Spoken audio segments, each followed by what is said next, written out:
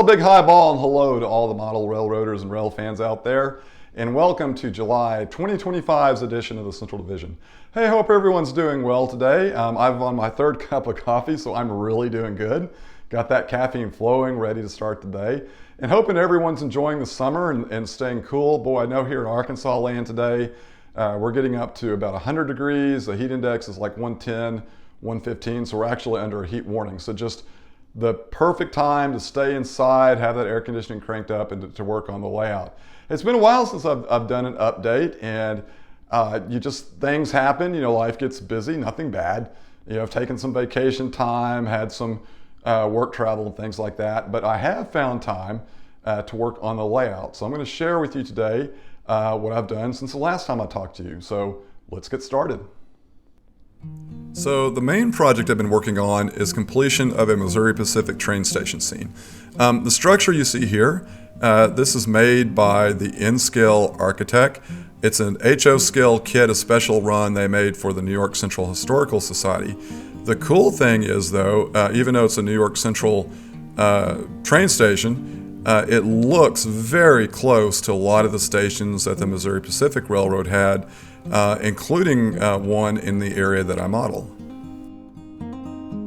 So one change I decided to make when putting this kit together was, instead of using the shingles that came with the kit, is I opted to go with a Spanish tile roof. The reason I did this is the goal here again is to make this look as close to Missouri Pacific train station as I could get.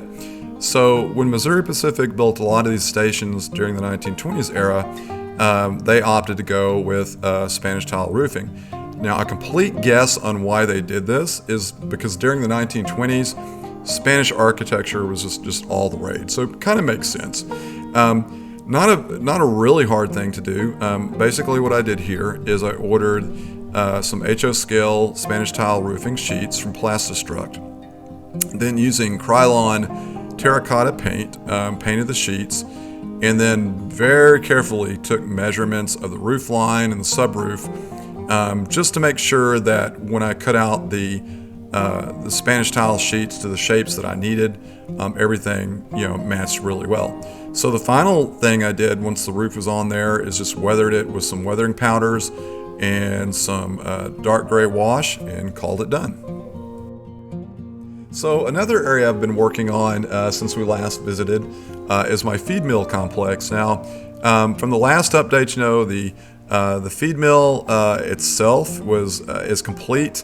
I've got the track in and the area is operational.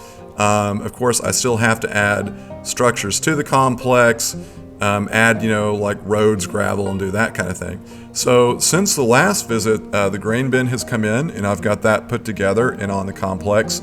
And I'm really I'm pleased with this grain bin. I've ordered it through a company called Steel Mill Modeler Supply, and there's a company listed there called Southern Tier Grain Modeler Supply. This is a 3D kit, very easy to put together. I just had to secure the top to the base.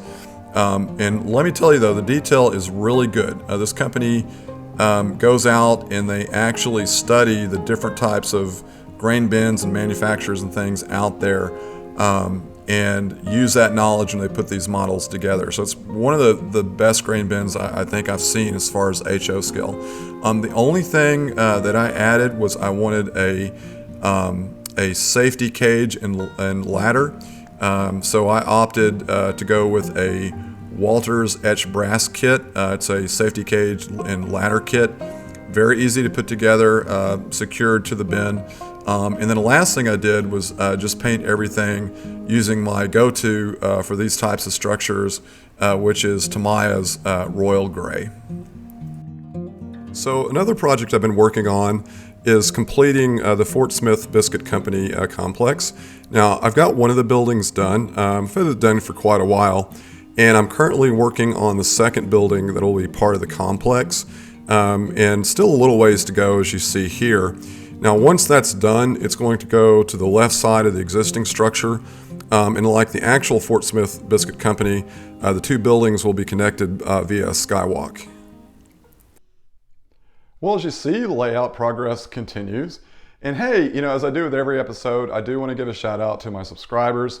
You're the ones that help keep me moving forward, keep me motivated. So a big thank you for supporting the channel. And hey, if you like what you see, you're not a subscriber, I certainly invite you to do so and check out some of my videos I have on the channel. Not only layout update videos, but I have how-to videos as well as just videos of trains running and switching and doing things on the layout. So something I hope you enjoy. And until next time, wishing everyone happy model railroading and highball.